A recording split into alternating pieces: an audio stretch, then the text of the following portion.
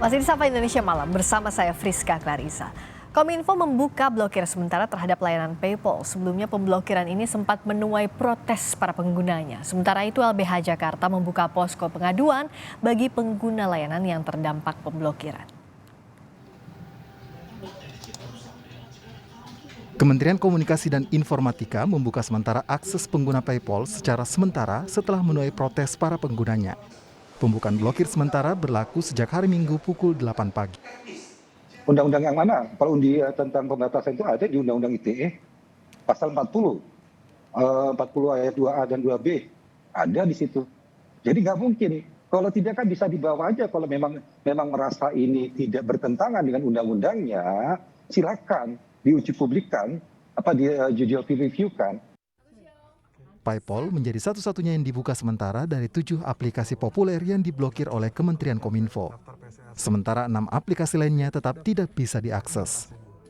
Anggota Komisi 1 DPR fraksi Golkar, Dev Laksono mendukung upaya pendataan penyelenggara sistem elektronik di Indonesia.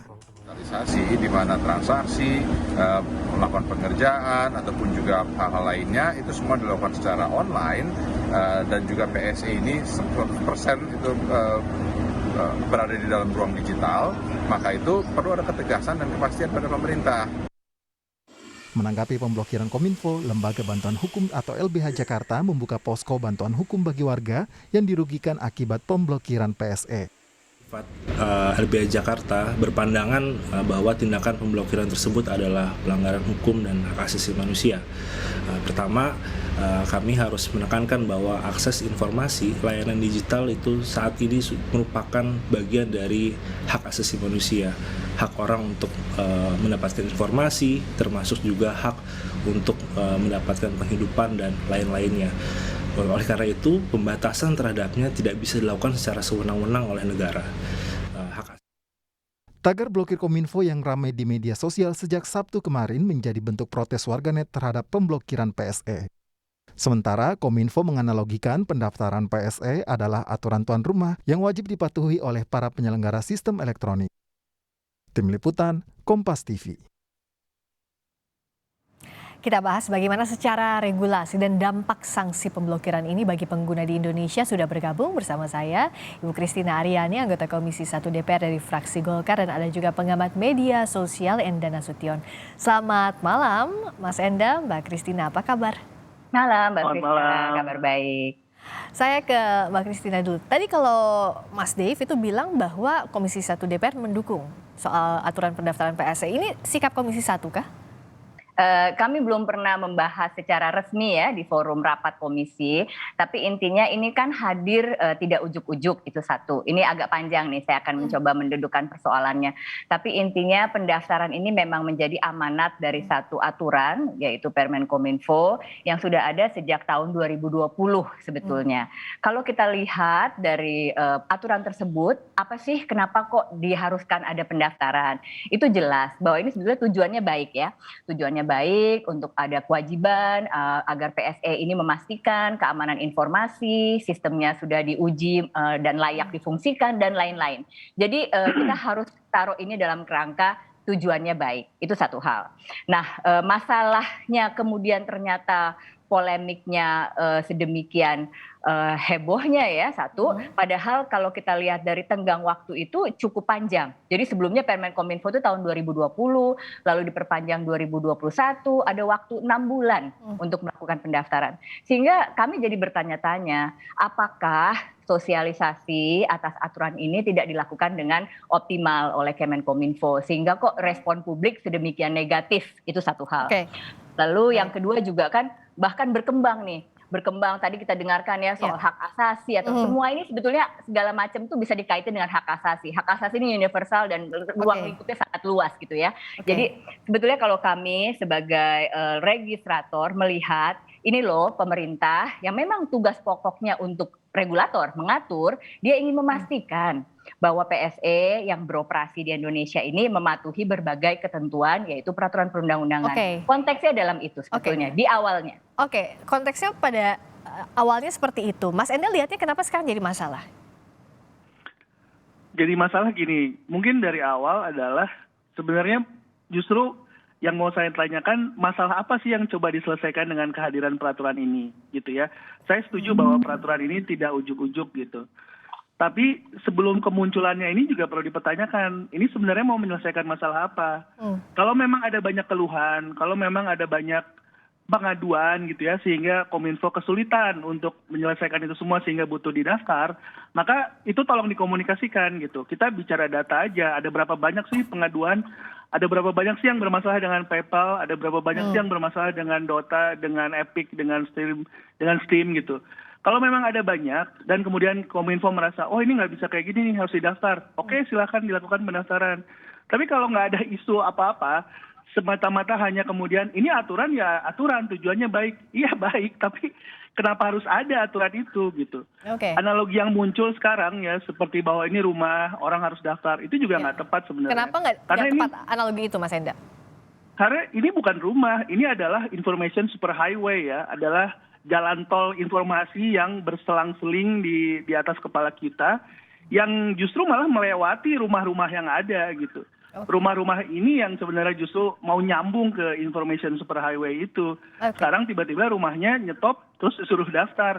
Oke. Analogi. Kalau yang memang ada ininya di Indonesia ya, apa artinya kalau memang ada operasi di Indonesia is okay lah, nggak masalah. Tapi kan nggak semua perusahaan penyedia sistem elektronik ini ada perwakilannya di Indonesia. Tapi bukan berarti kemudian kita nggak menggunakan layanan-layanan itu. Gitu. Oke, nah tadi analoginya dianggap Mas Enda nggak tepat karena ini super highway bukan rumah tadi sebagai seperti analoginya Kominfo. Mbak Christina. Kalau kita lihat sebetulnya untuk usaha ya, segala macam jenis usaha memang harus mendaftar. Jadi memang dari mau bidang usaha apa saja itu sesuai dengan NPSK-nya ya, resikonya seperti apa. Nah itu memang harus mendaftar. Jadi itu memang bagian dari kerangka regulator untuk memastikan ya tadi hal-hal yang hendak dipastikan dilakukan, itu satu hal. Cuman ya kami jadinya sekarang tertarik seperti ini gitu ya. Apakah itu tadi satu hal, apakah ini sudah disosialisasikan dengan baik? Karena kok responnya sedemikian negatifnya ya. Dan kami ingin memastikan ini tidak jadi salah sasaran gitu. Regulasi kan kita buat regulasi pasti tujuannya baik ya Mbak ya. Tapi kalau ternyata persepsi publik menjadi kemana-mana, nah ini kami di DPR juga menjadi catatan. Nah ini harus didudukan kembali problemnya seperti apa dan harus dicarikan jalan tengahnya. Mungkin pemblokiran itu terlalu boleh dibilang terlalu ekstrim seperti itu. Walaupun ini sifatnya sementara, bukan pemblokiran yang selamanya. Tapi jadi terus terang, saya ini tadinya berpandangan ini akan daftar semua. Jadi tidak akan sampai ada yang diblokir. Ini hanya masalah ya mungkin last minute ya. Tapi ternyata kalau sampai mereka akhirnya tidak mendaftar dan menerima sanksi pemblokiran, keengganan ini akibat apa sih? Nah itulah yang menjadi pertanyaan bagi kami legislator dan terus terang kami ingin cari tahu gitu ya. Kami ingin mendengar mengapa kok masyarakat menjadi enggan. Dalam hal ini PSE, private, asing menjadi enggan. Semoga bisa ketemu jawabannya karena dari kemarin kami berdialog soal ini pun belum ada yang bisa menjawab kenapa enggan begitu untuk mendaftarkan PSE penyedia layanan ini. Mas Enda, apakah ini jadi ramai? Selain satu tadi, apakah sosialisasinya tidak ada atau tidak sampai atau karena ada efek para pengguna layanan ini sehingga reaksi masyarakat sebegitu derasnya? Karena gini ya, balik lagi, ini sebenarnya kan bukannya mereka membuka usaha dalam analogi dunia fisik ya, membuka usaha di Indonesia sehingga ada izin usaha dan lain-lain gitu. Ini kan sebuah perusahaan-perusahaan global yang tidak semuanya raksasa loh. Ada banyak developer yang cuma punya kantor kecil di mana, yang tidak ada kantor di Indonesia. Dan ini semua dimungkinkan karena adanya kehadiran internet gitu. Digital ini memungkinkan kita untuk bisa membuka usaha di berbagai negara tanpa harus membuka perwakilan di negaranya yang biayanya tinggi gitu ya. Kalau untuk kayak WhatsApp, Facebook, yang perusahaan-perusahaan raksasa, itu sih saya rasa kalau nggak daftar sih keterlaluan lah, karena mereka juga harus sudah ada di sini. Tapi tadi yang saya tanyakan, bagaimana dengan layanan-layanan lain yang buat mereka untuk harus hadir di Indonesia secara fisik atau punya izin dan lain-lain juga bermasalah. Dan satu lagi juga ini juga berlaku sebaliknya gitu. Bagaimana dengan perusahaan-perusahaan kita, layanan-layanan buatan anak bangsa ini katanya, yang kemudian berusaha meng-capture market lain di luar negeri, akhirnya bisa jadi kena tindakan balas dendam sama di blok juga seperti kita. Jadi artinya ini nggak mendukung gitu industri digital Indonesia, justru malah membuat sebuah peraturan yang saya berharap ini teman-teman di DPR bisa meninjau ulang, bisa mempertanyakan gitu ya. Bisa melihat lagi, karena kalau ujung-ujungnya merugikan masyarakat, tentu balik lagi ini harus bisa dipertanyakan betapapun baiknya tujuannya, dicari jalan tengahnya gitu, tujuannya tetap tercapai, tapi caranya bukan dengan memblokir seperti ini gitu. DPR melihat jalan kemungkinan win-winnya seperti apa, atau bahkan kapan akan panggil Kominfo untuk duduk bareng bahas ini?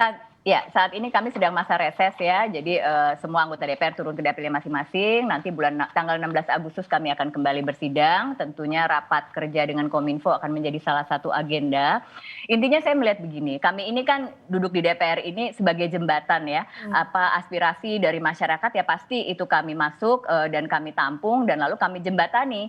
Nah tapi ini alasan-alasan ini kan harus kami dengar. Kami tidak bisa juga mendengar sepihak gitu. Sangat terbuka kemungkinan untuk mengundang dalam rapat dengar pendapat umum ya pihak-pihak yang memang punya kepentingan, yang merasa aturan ini berlebihan atau merasa ini tidak kondusif terhadap perkembangan ekonomi digital dan lain-lain, itu sangat mungkin untuk didengar pendapatnya. Tujuannya sih itu agar didapatkan solusi. Kami juga tidak mau masyarakat merasa pemerintah seperti yang beredar lah ya beberapa saat ini gitu, pemerintah padahal tujuan awal konsepsinya adalah untuk mengatur memastikan ekonomi digital kita ini berkembang dengan baik. Bukan jadi sebaliknya begitu ya? Ada aturan yang kontradiktori dengan tujuan itu, ya itu harus kembali diluruskan. Itu pendapat saya. Oke, Mas Enda, jadi aturan yang bisa dianggap win-win ini seperti apa sih? Toh kalau ada regulasi, negara pasti punya regulasi. Tapi yang dianggap win-win itu seperti apa? Saya setuju dengan prinsip pertama bahwa peraturan ini katanya dibuat untuk melindungi pengguna Indonesia. Jadi kalau saya mau buat peraturan, saya akan buat gini. Masyarakat Indonesia, konsumen Indonesia kalau ada permasalahan dengan penyedia sistem elektronik, ayo lapor ke kita, lapor ke Kominfo, kami akan bantu gitu. Nah, dengan itu kan membantu ya, negara hadir gitu. Sekarang kan masalahnya nggak ada masalah apa dengan PayPal misalnya, konsumen Indonesia nggak ada, atau ada gitu kan, ada berapa banyak datanya, itu aja kita nggak tahu. Tapi belum jelas ada masalah atau tidaknya sudah harus diblokir lebih dahulu gitu kan. Nah jadi kalau menurut saya buat peraturan di mana pada sewaktu-waktu kemudian ada masalah itu tetap bisa dilindungi gitu ya. Kan nggak semua, kalau kita baca ya definisi penyedia sistem elektroniknya itu sendiri, itu banyak banget yang ada sekarang, termasuk website, termasuk layanan-layanan yang ada di aplikasi dan lain sebagainya. Itu kalau diminta harus daftar semua, demi kemudian nggak diblokir, itu akan ada sekian banyak yang bilang, ya udah deh nggak terlalu masalah juga kalau diblokir, dan yang ngerugi siapa? Akhirnya masyarakat Indonesia. Gitu. Oke, jadi semoga segera ada jalan tengahnya, karena bicara soal blokir-memblokir ini ramai sekali di jagat maya dan banyak sekali pro kontranya, sehingga tadi tujuannya baik, hasil akhirnya juga harusnya baik. Nah, bagian DPR nanti kita akan tunggu bagaimana mengomunikasikannya ke pemerintah dan apa win-win solutionnya. Terima kasih sekali lagi Mbak Christina Aryani, anggota Komisi 1 DPR dari fraksi Golkar. Terima kasih juga Mas Enda Nasution.